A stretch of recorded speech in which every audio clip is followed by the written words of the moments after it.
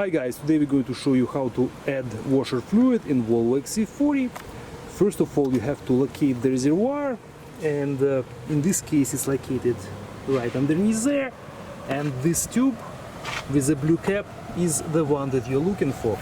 You will also see this symbol on the top of the cap.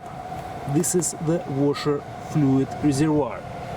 Don't get it mixed with this green one. In this case it's green. This is the coolant, and you should never open this cap, and obviously don't add any fluid to this reservoir. The blue one with the symbol is the one that you're looking for. When you open the cap, inside you will see this small tube in the middle. The purpose of this tube is to let air escape when you fill in the washer fluid into the reservoir. If you live in a cold climate, you always have to be sure that your washer fluid is properly rated for that. In this case it's minus 40 degrees. And as for the volume of the washer fluid, there are actually a couple of options in the Volvo XC40.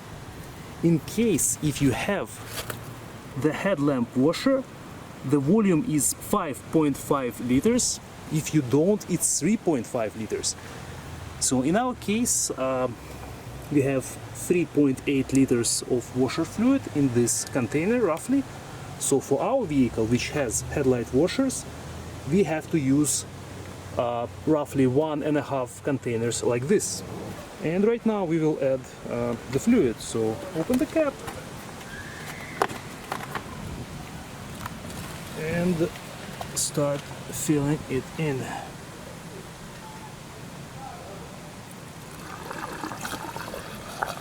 There is no maximum and minimum level on the tube itself, so just use common sense when you add the fluid, and when you see it reaching this level, this is perfectly fine.